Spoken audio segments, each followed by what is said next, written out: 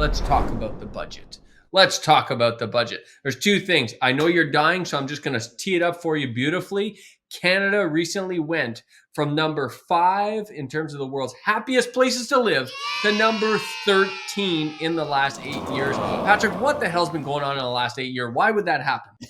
What has happened in the last 8 years? You know where this came up is that Jagmeet Singh, of course, who's got the coalition with Mr. Trudeau, went out there and he goes, I know some of you are struggling and actually suffering, and I understand that, and just know that I'm with you and I love you. That's literally what he tweeted, and I couldn't help but respond to say, Jagmeet, your patronizing tone is almost nauseating. I'm just telling you what I said because it really pissed me off. And then I shared that screenshot that you have of this recent status of what's happening. So as much as we've had, our current prime minister leading the pack, we've got our NDP, federal NDP, supporting that through that coalition. And, I think the results speak for themselves. People are not happy.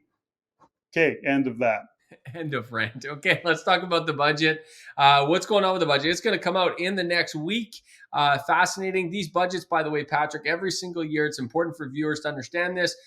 They put out a budget, and then what happens? Because what they put out and what actually takes place are two very different things usually.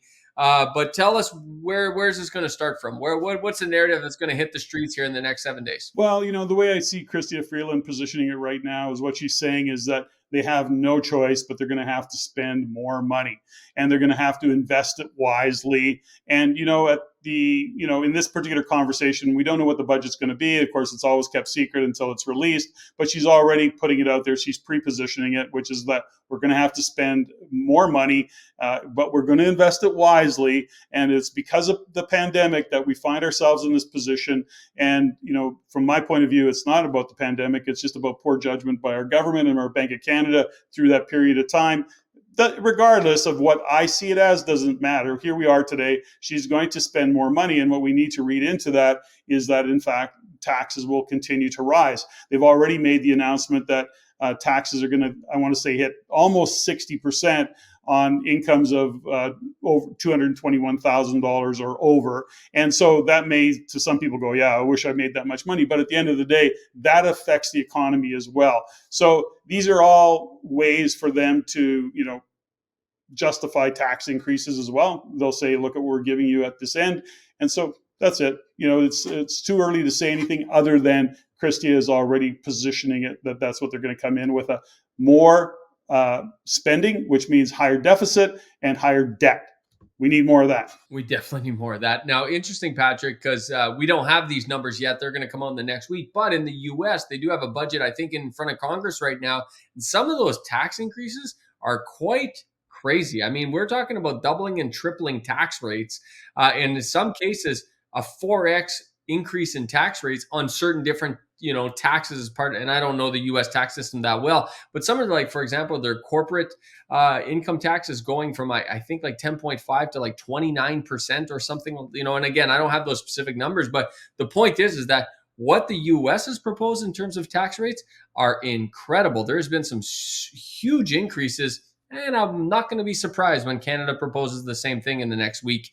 And then we're going to have to dive down and see, how much of this stuff actually gets implemented. Because just because the budget comes out doesn't mean all this stuff gets ratified and all this stuff gets pushed through. That's important for Canadians to understand, is that just because it's proposed, just because it's in there, doesn't mean it actually makes it all the way through.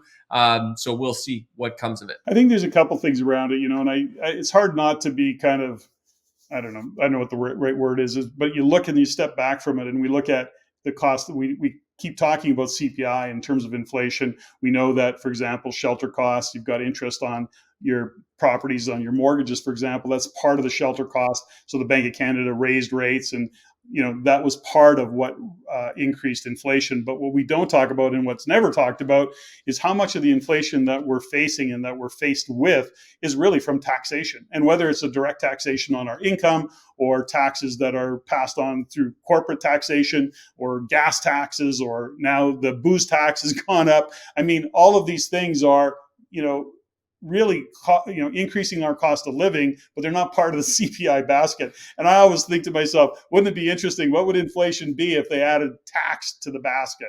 Oh boy. We're going to watch the budget very, very closely, ladies and gentlemen, because it will be very interesting. And that's coming out in the next 7 or so days, Patrick. We do expect we're going to cover this in the next episode of Rein It In. If you like what you learned here, go to the description below and subscribe for our free Insiders newsletter, where you can also stay up to date for our upcoming events and our courses. If you want to see more stuff like this, click here. If you want to see the entire show, click there.